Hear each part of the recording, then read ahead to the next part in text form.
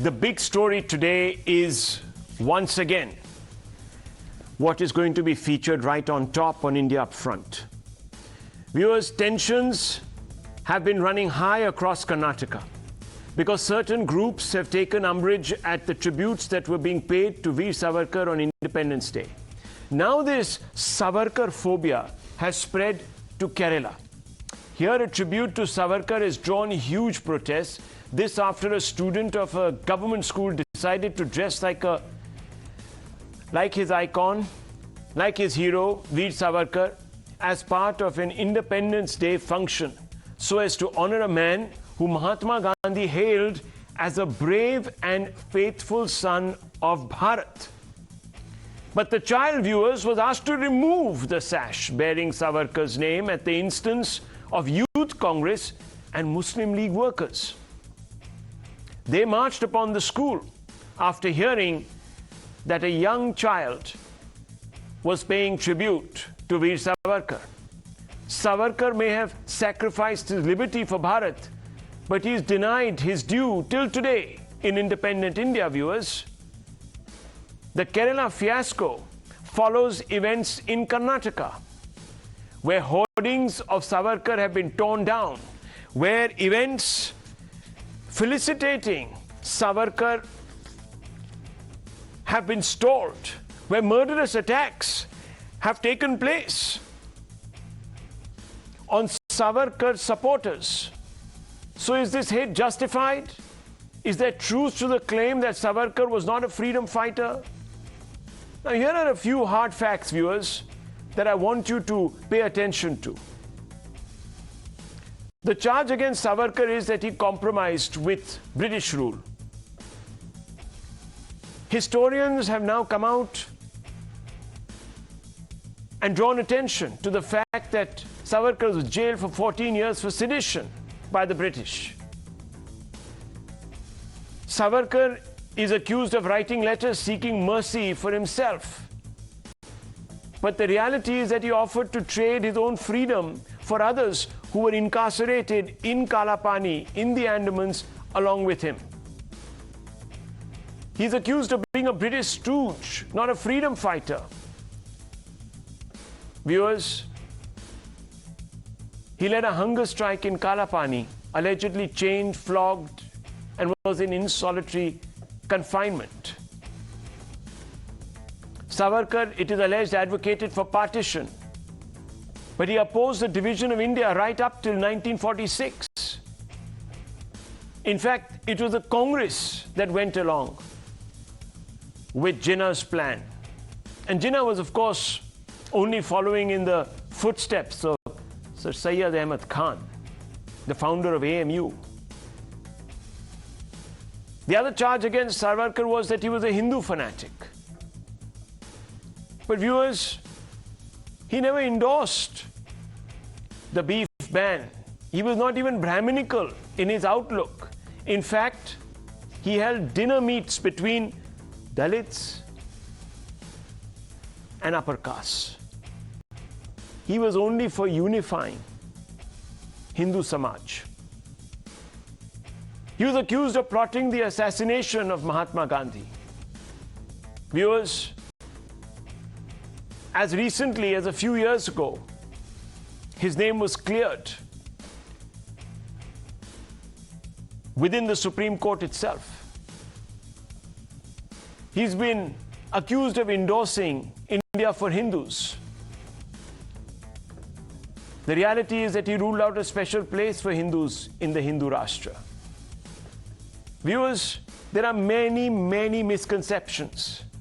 Even Mahatma Gandhi has acknowledged his contribution to the freedom struggle.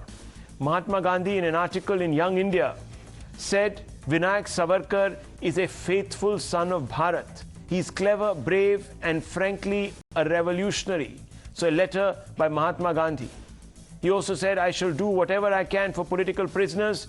It's never happened that I kept quiet out of fear. I shall, of course, do my utmost for Bhai Savarkar. Yet, viewers, in certain pockets of this country, amongst certain people of a certain ideological persuasion, he is vilified.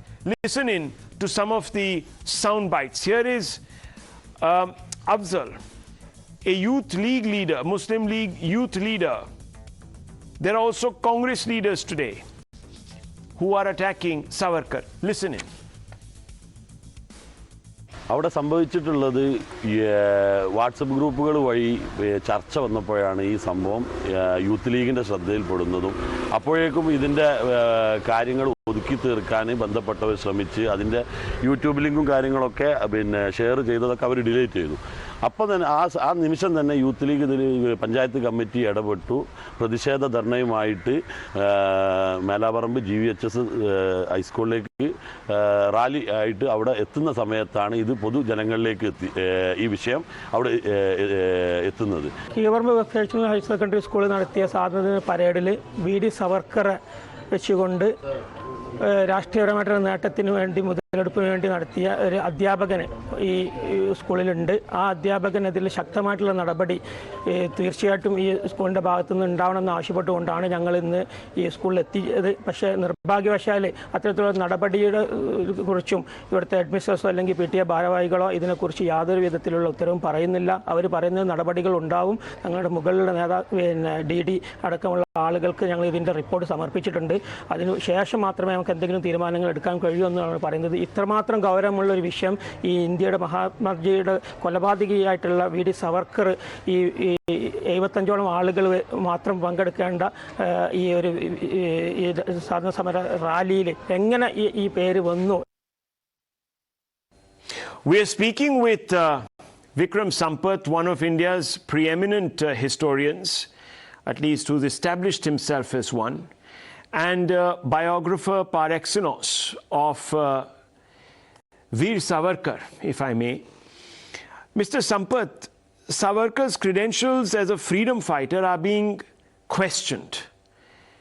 You've heard the reports coming in from Karnataka as well as Kerala today, where a child who decided to dress up as his icon, Veer Savarkar, on Independence Day was asked by a school to take off that garb and basically dress like one of the freedom fighters listed in the school syllabus, so to speak. So he was not even part of the school's listing on Independence Day of freedom fighters. Now, what facts have you unearthed that established Savarkar as a freedom fighter? Right. So Rahul, I think it's so very unfortunate that, at the time when we are celebrating Azaadi Ka Amrit Mahotsav, we are demonizing someone who was at the forefront of India's freedom struggle. Savarkar was somebody who established India's first ever organized secret society, what was initially the Mitra Mela and later became the Abhinav Bharat, modeled on the ones that the Italian revolutionaries, Mazzini and Garibaldi and others had started in Italy. And these revolutionary societies, along with Anushilan Samiti and so on in different parts of India, Bengal and Punjab and so on, they formed an entire network of revolution in the early decades of the 20th century. Savarkar was also the first person in India as a student who organized the bonfire of foreign clothes, boycotting foreign goods in 1905, way before even Mahatma Gandhi landed on the political scene in India, when he was a student at Ferguson College. And in the 5 years that he was in London as a law student, Savarkar literally led the revolutionary movement from outside India. The India house that he lived in became a hotbed of what the British called as seditious people. And several others, Madan Lal Dhingra, who was actually executed today, was his protege. Virendranath Chattopadhyay, Lala Hardayal, Madam Bhikaji Kama, Shamji Krishnavarma, all these people worked together along with Savarkar while he was in London. And then it was he who actually raised the level of the 1857 uprising, which was hitherto disparagingly called as Sepoy Mutiny, by writing a magnum opus on it after copious research, and called it the first war of Indian independence. And his book served as an inspiration for revolutionaries decades after it was written, whether it was Rash Bihari Bose or Bhagat Singh, who got another edition of it printed, or even Netaji Subhash Chandra Bose and the INA. And even after coming out, and he was someone who got 2 life imprisonments amounting to 25 plus 25, 50 long years of incarceration in Paani, and the British would not have done that if he were their stooge. He was obviously someone whom they considered as a D category or a dangerous category criminal, and that's why he was packed away from mainland India to Port Blair. So let me ask you, because on that point, those that are opposed to Savarkar said he did a deal with the British to come out of jail, and that's why there has to be a question mark over his Desh Bhakti or patriotism. That's not true at all, because you see the question of this petition, it's something that keeps coming up all the time. It was a very, very normal procedure, which a lot of political prisoners, it was not a privilege given to Savarkar especially, a lot of political prisoners who were holed up in the Andamans, they were given this privilege of writing petitions. And time again, the British opened the door. Even now, I mean, when the 75th year of independence, a lot of convicts were given remission. So similarly, when the 1911, when Emperor George V came to India, or when the capital city shifted from Calcutta to Delhi, or during and before and after the First World War, the British were giving royal proclamations which allowed convicts to come out. And for that, you had to file petitions. And that was how he was filing them. And in fact, he was not filing it for himself. In my book, I have actually listed all the petitions in toto. And anybody can see that that's not an apology that he ever sought, but he was being like a spokesperson for not only himself, but all the other political convicts. In his 1917 petition, for instance, he says that if my name constitutes an obstacle in the release of all the other prisoners, then omit my name and release the others. And that would give me as much happiness as my own release would give. So very obviously, he was being a spokesperson for the other unlettered young, revolutionaries who were holed up in cellular jail. The British themselves, I mean, they sent their Home Department member, Sir Reginald Cradock, to come and meet these convicts. And Reginald Cradock, in his official jotting, says, I met Savarkar, and he expresses no regret or remorse or repentance for what he has done. I mean, this is an official British record. What more does one need? And it's not as if he was the only one, as I said, who wrote petitions. There were several others like Barin Ghosh, Aurobindo Ghosh's brother, Ulaskar Dutt. You had Sachindranath Sanyal, who later went on to form the HRA and inspired Bhagat Singh. Pandit Madan Mohan Malviya filed a petition for the convicts of the Kakori case, Ram Prasad Bismil, Ashfaqullah Khan and others. So petitioning was a very, very normal process. And a couple of months back, Mr. Rajnath Singh had raised the hornet's nest where he said it was Gandhiji who told Savarkar to write a petition, which was not completely false, not completely true either, because one of the instances in 1920, Gandhiji did advise Savarkar's younger brother that ask your brothers to file a petition. So if it was a very normal process, otherwise Gandhi would not have asked them to do this. So that is being made into a bogey now. And it was not as if Savarkar had hidden this fact from anybody. In his own memoirs, My Transportation for Life, and also Echoes from the Andamans, the letters that he wrote to his younger brother, he very candidly says, today I wrote a petition about this and that. And so this was a very natural course of justice in those days, and that's being made a bogeyman today. Well, many say, and Mahatma Gandhi, of course, recognized his Desh Bhakti, went on record, but many also say that how can a person who plotted the assassination of Gandhiji be a Desh Bhakt, or who called for the partition of India, the vivisection of our great land, be a Desh Bhakt? Both of these facts, Rahul, are, both these allegations are far from truth. On the first one, on the assassination of Gandhi, the tragic assassination of Mahatma Gandhi, the courts have ruled on this several times. The Red Fort trials that Savarkar underwent after 1 year of imprisonment from 1948, after the murder, the court went through all the documents, all the witnesses, and he was honorably exonerated from the court, while Godse and Apte and others were executed, and several others who were part of the conspiracy, they spent several years in jail. So he was exonerated. And as recent as 2018, you had a gentleman called Dr. Pankaj Fadnis, who filed a PIL in the Supreme Court, asking whether this Kapoor Commission, which had implicated Savarkar, that is a blot on Savarkar's legacy and so on. And the Supreme Court appointed amicus curiae who went through all the documents, the Red Fort trials, Kapoor Commission reports, all of that. And after 1.5 years, Justice Bobde, who was the CJI, and also Justice Nageshwar Rao, they gave a ruling that, the petitioner's contention that Savarkar is has been maligned, is completely baseless, and the trial court's verdict stays. So when the courts of the country have time and again exonerated a person for our petty politics to keep flogging the same dead horse, I think that is very, very unfair. To the second point that you said about he gave the call for partition, on the contrary, Savarkar and the Hindu Mahasabha were the only people who till the very end stoutly, opposed partition. Right up to May, June 1947, when partition was a done deal, the Hindu Mahasabha was, adamantly against the whole idea of partition. The two-nation theory was propounded by Sir Syed Ahmad Khan 8 years before Savarkar was even born.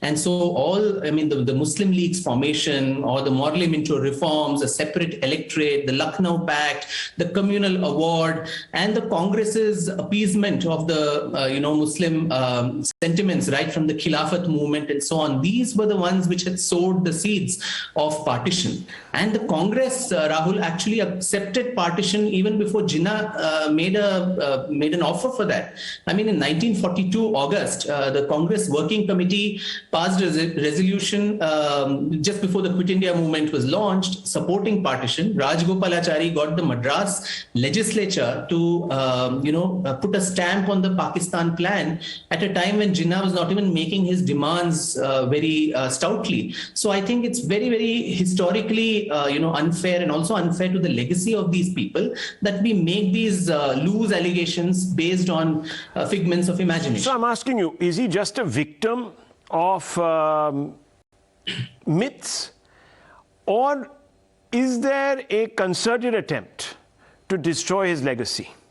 I think there's a concerted attempt to do this because including his, implication in the Gandhi murder was something that it was a fixed case. In my book, I do quote that, Dr. Ambedkar, no less than him, who was a law minister, had called Savarkar's lawyer and Bhopatkar and told him that, there's no case against your client. This is being, it's a political witch hunt. It's being something that he's fixed, and your client will come out scot-free because there is no evidence. So using that bogeyman constantly, the taint of Gandhi's murder kept, being put on him. And that keeps coming even now, when things like, should he be conferred the Bharat Ratna and all that, at these times, this is constantly invoked. And in the past, people have lost their jobs and livelihoods just for being associated with Savarkar. Someone like Pandit Hridaynath Mangeshkar, who lost his job at the All India Radio only because he tuned some of Savarkar's Marathi poems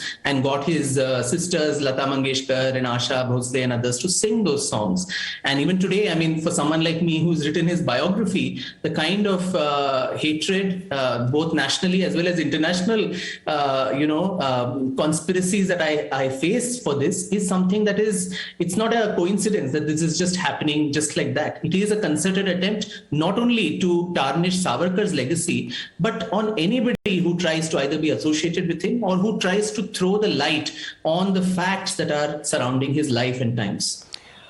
Mr. Sampath, thank you very much. Viewers, I would really implore you to read the 2 volumes that Mr. Sampath has written. They're quite fascinating. They break a lot of stereotypes and, of course, with them, a hell of a lot of propaganda. Thank you very much. Thank you. Thank you, Rahul. Well, viewers, you heard Vikram Sampath there setting the record straight. Now let's go across and ask some direct questions to those who continue to deny Veer Savarkar his due. I want to first start with Faisal Babu, Tanveer Ahmed, Uday Mahurkar, who needs no introduction, Sanju Verma, national spokesperson of the BJP. So let me first begin with you, Tanveer Ahmed. Savarkar was the first to recognize 1857 as India's first war of independence, a term that independent India then began to use. The third edition of his book was published, in fact, with the help of Bhagat Singh, the legendary Bhagat Singh. Why was Bhagat Singh doing this? Why was he promoting the thoughts, the literature of Veer Savarkar? Are you saying that even Bhagat Singh was a traitor because he followed Savarkar? Tanveer Ahmed? Rahul, firstly, let us really break this in two parts. We had to really bring Vikram Sampath and 1 year back, a book which was released. I also bought the book and I read the book completely. Now let me ask you something. As a student of history myself, we have really read history for almost 25 years, which has painted Mr. Savarkar in a brush, which you and I have read for last 25 years. Now, if all of a sudden, when this government comes and suddenly, Uday Mohorkar and Vikram Sampath start writing a book, tell me, what should I believe as a student of history? You the one which I was reading for last 25 years, or all of a sudden... one second, Mr. Ahmed. Let me ask you. Hang on. You are again, Rahul, 1 minute, excuse me. I have been... 1 second, Rahul. 1 second. Yes, 1 second, Mr. Mohorkar, 30 seconds. 30 seconds. Mr. Ahmed, you have quickly latched on to Mr. Sampath. He is merely the latest to have written something on Mr. Savarkar. 2 tomes. You said you've read them. I am not asking you to certify Mr. Sampath's works, but he has quoted other greats, legends of Bharat. Mahatma Gandhi, for instance, who wrote in Young India, the nationalist newspaper. He writes about his admiration for Veer Savarkar. Was Mahatma Gandhi also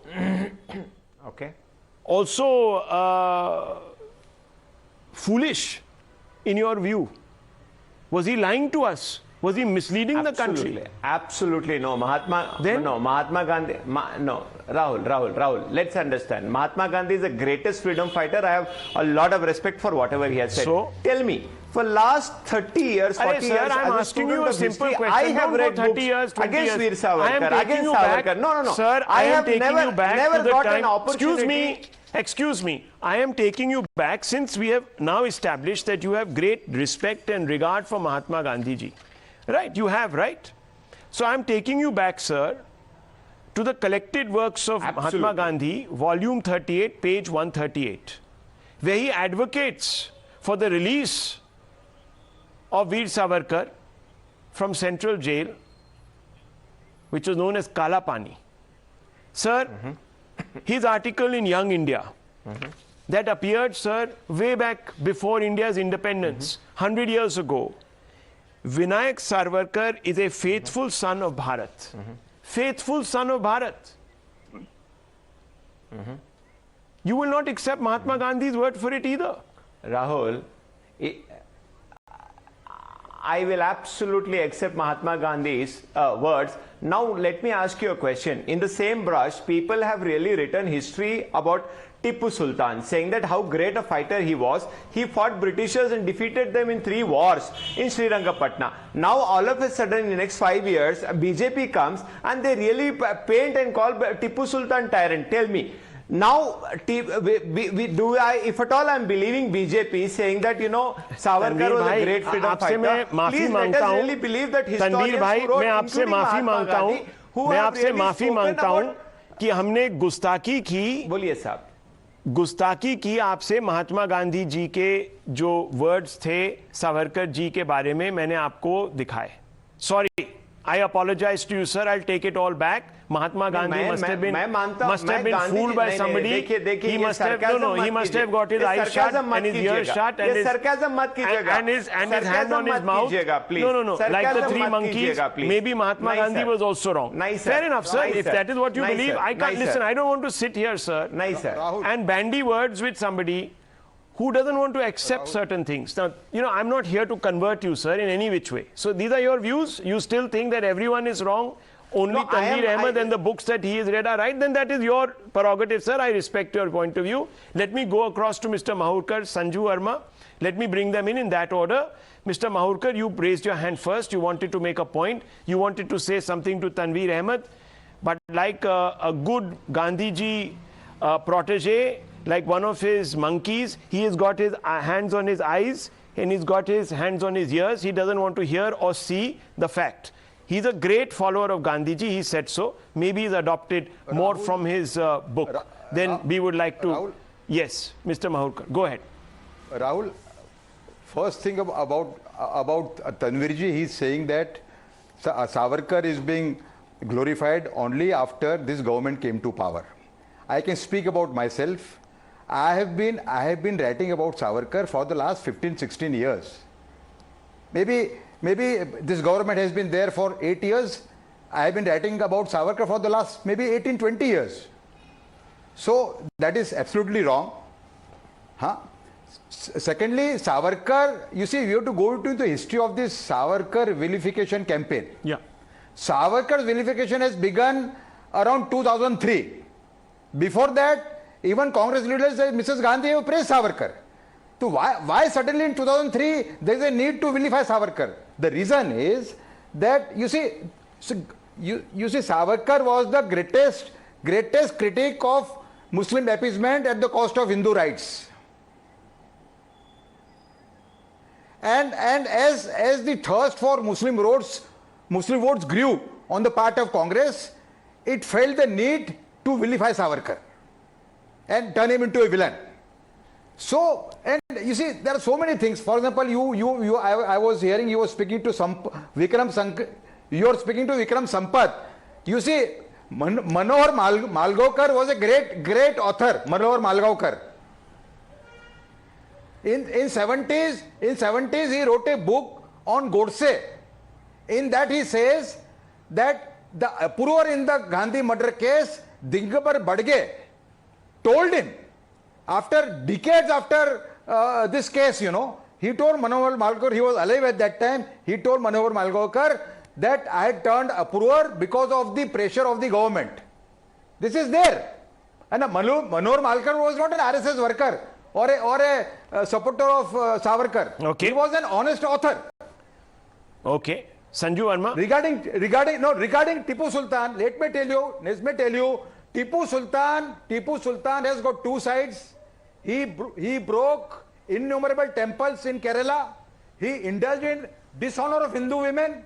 Absolutely wrong. Absolutely wrong. Aurangzeb. No, you don't know history, mister. No, you don't know history. You don't know history, sir. You don't know about the end of his career. No, listen, I did not speak. No, Rahul, please, I did not speak when he was speaking. You have not Rahul. Let's not professionally heckle anybody.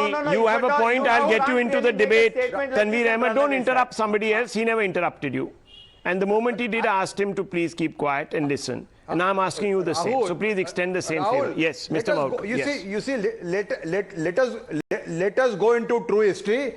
Towards the end of his career, there was a coalition against Tipu Sultan, comprising Marathas, Britishers, and even Nizam. That time he felt the need to get the support of his Hindu population. Therefore, after 1990, I think around 1992, there was a sudden turn in his behavior towards Hindus. But he was not a genuine convert to liberal ideas like Akbar. You see, Okay. I don't buy the Sangh Parivar line altogether. On Akbar, I differ with the Sangh Parivar line. Okay. I do believe that after Akbar converted to liberal ideas in 1570, he was a liberal. Tipu was not. Okay. Rahul. Okay. Sanju Verma, the point that Faisal the Babu... debate should be... And one second. Let me bring in Sanju Verma also. Rahul, Yes, sir. Let me also bring in Sanju Verma. Give me 30 seconds. I'll come back to you. Faisal Babu, General Secretary of the IUML. In fact, the IUMYL, which is the Youth League.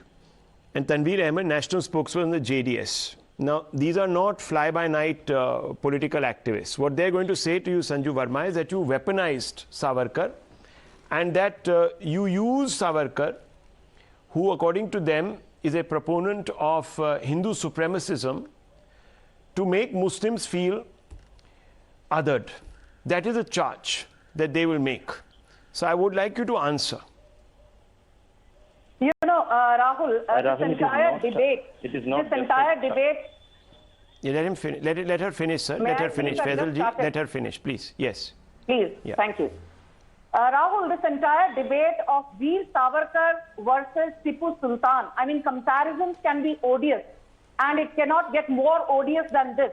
But this entire debate has come into limelight because of the happenings of the last few days in large parts of Shivamogga district in Karnataka, Tumkur and Udupi, where actually prior to Independence Day celebrations, Congress workers not only tore apart Veer Savarkar's posters, but they actually wanted Tipu Sultan's posters to be installed and honored. And I'll just say this, you know, very quickly. I'll first speak on Tipu Sultan, who has been hailed as a warrior prince ever since Siddaramaiah came to power, before, of course, the BJP came in. Tipu Sultan fought against the British? Yes. But the other harsh truth is that on 12th December 1785, people say the worst ethnic cleansing ever, even worse than Jallianwala Bagh massacre happened, where 60,000 Kodavas from Coorg district were slaughtered, 90,000 were captured, and out of those, 40,000 were forcefully converted. 8,000 temples were razed to the ground, including 27 churches, which were burned. And people say that what happened in 1785 did not stop in 1786 or 87 or 1788.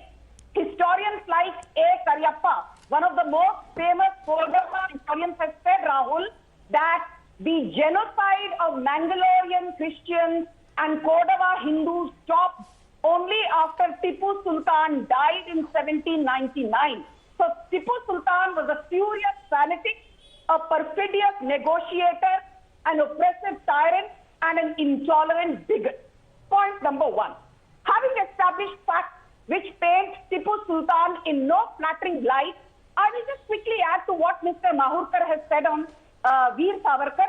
You know, this whole narrative about Veer Savarkar, I will straight to the point. What is it that we've been hearing for the last 8 years? Veer Savarkar asked for mercy from the British. Let me tell you one very simple fact. You don't have to be an intellectual or a historian to know this. Any under trial has the right to appeal, and anyone serving a prison sentence has the right to ask for a remission of his sentence and for clemency. I want to ask through your channel, Rahul, to the likes of Tanveer and a whole host of Congressies who I'm sure are watching this show. Way back in 1666, Shivaji Maharaj, the great Shivaji Maharaj, wrote to Aurangzeb saying that he wants to secure his release from prison. And years later, people said that that was a strategic ploy. Now, I want to tell you, Veer Savarkar was perhaps one of the biggest followers of Shivaji Maharaj. When you call Veer Savarkar a traitor, you're actually pointing 5 fingers at Shivaji Maharaj too. And I want to say one more thing. Okay. I've never seen Rahul, 10 seconds. Please 10 don't seconds. draw parallel, please. You know, Shivaji I'll Maharaj finish is in 10 greatest. seconds. Shivaji Maharaj is great. Don't draw parallels, please. Don't compare Shivaji Maharaj and with Savarkar. Shivaji Maharaj is the greatest king this country has ever produced.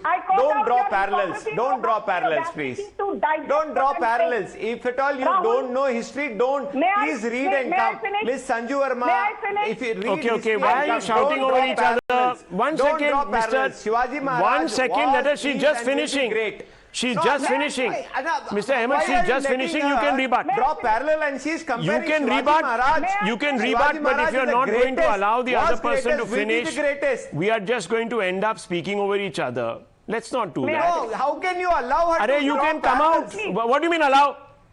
Am I some cancel culture artist here? If I stop you from speaking, you will say I'm quashing your freedom of expression. She has a point of view, let her express it. You have a problem. You want to issue a fatwa.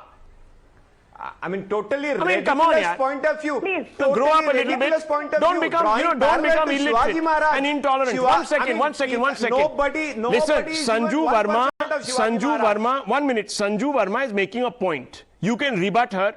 I will give you the opportunity. Let an argument defeat an argument. Okay, not cancel culture. I don't come here with a tape to put on anyone's mouth unless they are out of line and, most importantly, they are being rude to each other. Okay. You know, Rahul, thank you so much for stepping in. I want to say one thing. You know, when I gave this example of Shivaji Maharaj, this was not Sanju Verma speaking. One of the greatest editors of post-independent India, Frank Moraes, who's written a biography on Jawaharlal Nehru, he says that, you know, in his various conversations with Nehru, he came to realize that Savarkar actually was using the mercy petition as a strategic ploy, just like Shivaji Maharaj, to secure his release from prison. And in 10 seconds, I'll finish. On 26 February 1966, Veer Savarkar died. Do you know something? It took so many years. It was only on 26 February 2003 that we unveiled a portrait of Veer Savarkar in Parliament. Okay. And who wrote to APJ Abdul Kalam saying that do not have his portrait? Okay. It was Sonia Gandhi. The point is, viewers, let me bring in Faisal Babu and Tanveer Ahmed. Tanveer Ahmed, I hope you've understood the parallel she is drawing and the context of that parallel. She's quoting an editor who drew attention to this in the presence of Pandit Jawaharlal Nehru. Now, Nehru should have cancelled that person. In fact, his daughter imposed an emergency. Maybe he could have done the same thing. Nonetheless, she's now clarified the context. Are you happy? If you had allowed her to speak, she would have clarified the context. Now, I want to bring in Mr. Babu. Mr. Babu, this is a very important point, and I want to raise it with you. Savarkar spent 14 years in cellular jail. He was an inspiration from Bhagat Singh's youth brigade. While the ideological mentors of your party's predecessor, the Muslim League, who were they inspired by? Sayyid Ahmad Khan, who was the proposer of the two-nation theory. So who are you to sit in judgment of Savarkar? And why are you bullying a little child from being somebody he thinks, in his own worldview, contributed to our freedom struggle? Are you some thought police? Are you the new censors? The left that talks greatly about freedom of expression, etc., is going to bully children now. Isn't this ridiculous, Faisal Babu? Of course, in recent India, we are witnessing a lot of comedy that I don't know whether it is comedy or tragedy, because the Godse, Nathuram Vinayak Godse, and Gandhiji is replaced by the Nathuram Vinayak Godse, and glorifying the killer of the Gandhi. And this is a part of that kind of series, you know. Now we are discussing about in terms of Veer Savarkar. Let me say that from his very childhood, Savarkar is an absolutely communalist. When he goes through his life history, in his 12 years old, he led a march against vandalized masjid against the Muslim community.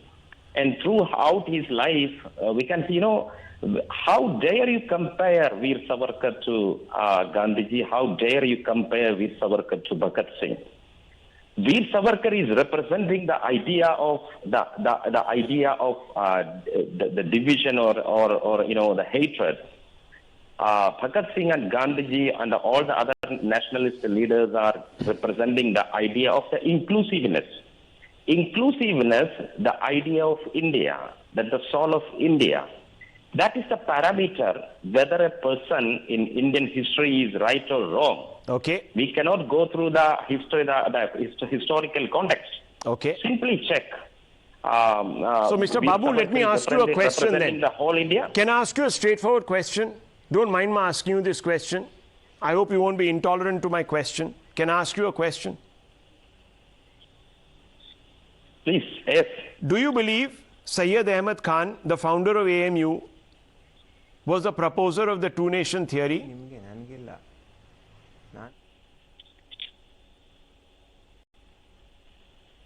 No, we are not agreeing with that. We are not agreeing. Pre-independent. Viewers, yes, here we it are is. not agreeing. Here it is. We will not agree with pre-independence history. I'm asking you. No. Do you believe? No. Do you Rahul believe ji, Rahul ji, Sayyid I am not Ahmed agreeing Khan? with the- Do you believe Sayyid Ahmed Khan proposed the division of India? Yes or no? Just say yes or no. Yes. Sayyid Ahmed Khan, the founder of Aligarh Muslim University, do you believe that he was the proposer of the two-nation theory? Yes, no? No, I don't believe. That's it. Viewers, this gentleman obviously has not read his history. He has no idea. I don't believe. That's it. That's fine. Now, viewers, we have a choice. Rahul ji. No, one second, Mr. Babu, 30 seconds. You people are Now, glorifying. 30 seconds, please. You people Please, are please. glorifying Nathura. Please, sir, please. Allow me to speak. I'm not joining more issue with you. I'm not asking you a follow-up question. You can abuse me. You can say whatever you want to. You people, this people, that people. 1 second, please, Mr. Babu. Yes. All I want to say, viewers. Rahul. All I want, 1 minute. All I want to say, viewers, and I have to move on. Mr. Babu is entitled to his view, right or wrong. Just like that young boy in Kerala is entitled to his. That's the essence of a democracy. He may believe Veer Savarkar is a hero. Does he not have a right to do so? Or are we going to impose an intellectual tyranny? How 1 second, Mr. Babu. Because Now you're not going to allow me to speak. I'm not joining issue with you. I'm actually saying that you're. Listen to me. You have the right. You have the right, sir. You have the right to hold any view, as long as it's not offensive to another community. You have a right to hold any view. Sure. Definitely. And I'm not taking that right away from you, like I was not snatching any rights away from Mr. Tanveer Ahmed today, or from Mr. Mahurkar, or from Sanju Verma. All of you have a view, but you don't have the right to, by force, impose a view on anyone. So, Mr. Babu, instead of bullying little children, spend some time learning from little children. Maybe you should go back to school. Take that time. Go back to school.